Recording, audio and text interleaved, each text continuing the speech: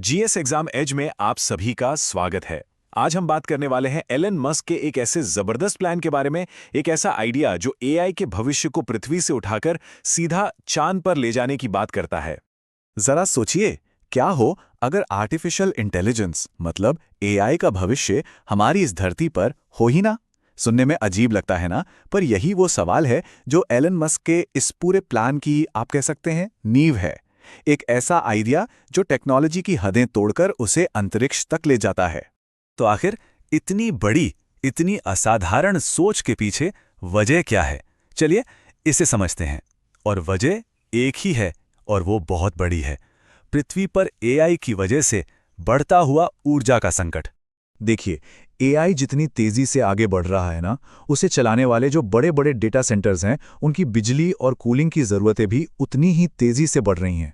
ये मांग तो बस आसमान छू रही है, और सच तो ये है कि बहुत जल्द हमारी पृथ्वी पर इतनी बिजली होगी ही नहीं कि हम इसे पूरा कर सकें।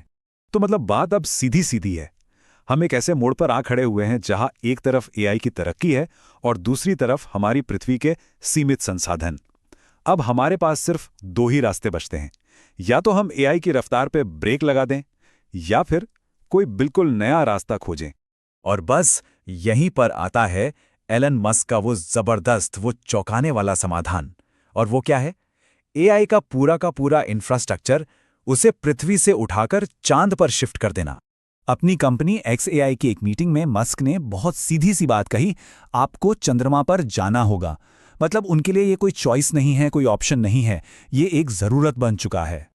आपको पता है, हाल ही में मस्क के फोकस में एक बहुत बड़ा शिफ्ट आया है। पहले वो मंगल की बात करते थे, अब चांद की। क्यों? इसकी वजह है सीधी साधी लॉजिस्टिक्स। देखिए, मंगल पर जाने का मौका हर 26 महीने में सिर्फ एक बार मिलता है, लेकिन चांद पर तो हम लगभग हर 10 दिन में एक मिशन भेज सकते हैं। और यही चीज चांद को कहीं ज्यादा प्रैक्टिकल, कहीं ज्यादा आसान लक्ष्य बना देती है। ठीक है, प्लान तो बड़ा जबरदस्त है, पर सवाल यह है कि ये होगा कैसे? आखिर कौन सी टेक्नोलॉजी है जो इस चंद्र फैक्ट्री के सपने को सच कर सकती है? चलिए इसे समझते हैं। इस पूरे प्लान के दिल में जो टेक्नोलॉजी है, उसका नाम है मास ड्राइवर। अब ये क्या चीज है? इसे आप एक तरह की बहुत ही पावरफुल इलेक्ट्रोमैग्नेटिक गुलेल समझिए। जैसे किसी साइंस फिक्शन फिल्म की रेल गन होती है ना, बिल्कुल वैसी। इसे बनाया ही इसलिए गया है कि ये चांद की सतह से सैटेलाइट्स को रॉकेट के बिना सीधा अंतरिक्ष में फेंक सके। अब आपको समझ आएगा कि ये आइडिया इतना क्रांतिकारी क्यों है। देखिए, पृथ्वी से कुछ भी लॉन्च करने में सबसे बड़ी दिक्कत क्या है? एक तो जबरदस्त गुरुत्वाकर्षण और दूसरा घना वायुमंडल, जिससे लड़ना पड़ता है। लेकिन चांद पर, वहां गुरुत्वाकर्षण पृथ्वी का सिर्फ छठा हिस्सा है और वायुमंडल तो है ही नहीं। तो सोचिए, वहां से मास ड्राइवर से कुछ लॉन्च करना कितना ज्यादा आसान और सस्ता हो जाएगा। लेकिन रुकिए, यहां एक बहुत ही बड़ी इंजीनियरिंग चुनौती है। मास ड्राइवर से जो पेलोड लॉन्च होगा, उसे 10,000 जी की जबरदस्त ताकत झेलनी होगी। अब ये 10,000 जी कितना होता है? ये इतनी ज्यादा ताकत है कि अगर किसी इंसान पर पड़े तो वो पल भर में भाप बन जाए।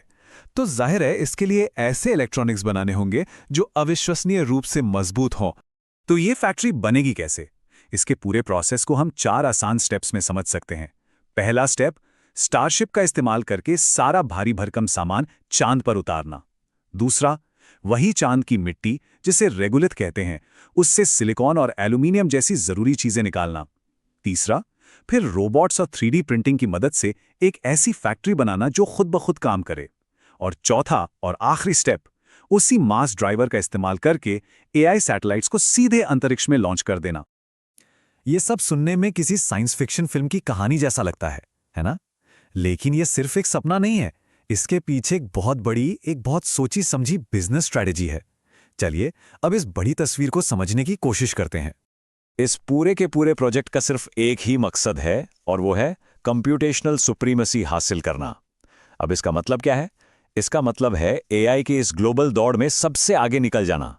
मतलब पृथ्वी की ऊर्जा और कूलिंग की जो सीमाएं हैं, उनसे पूरी तरह आजाद हो जाना और इतनी कंप्यूटिंग पावर हासिल कर लेना कि कोई दूसरा उसकी बराबरी भी ना कर सके। और यहीं पर ये कहानी और भी दिलचस्प हो जाती है। ये जो चंद्र फैक्ट्री है ना, ये एक बहुत बड़े प्लान का बस एक छोटा सा हिस्सा है। जरा सोचिए, मस्क की सारी कंपनियां चाहे वो टेस्ला हो, स्पेसएक्स हो या न्यूरालिंक, ये सब मिलकर ऐसा यूनिक डेटा इकट्ठा करती हैं जो दुनिया में किसी और के पास है ही नहीं। अब इस सारे डेटा को एक साथ मिलाकर एक जबरदस्त एआई वर्ल्ड मॉडल को ट्रेन किया जाएगा। और जाहिर है, जिसके पास ऐसा मॉडल होगा उसे एक ऐसी बढ़त मिलेगी जिसे कोई तोड़ नहीं सकता। अब सबसे बड़ा सवाल, इतने बड़े, इतने महत्वाकांक्षी विजन के लिए पैसा कहां से आएगा? तो इसका जवाब भी उतना ही बड़ा है।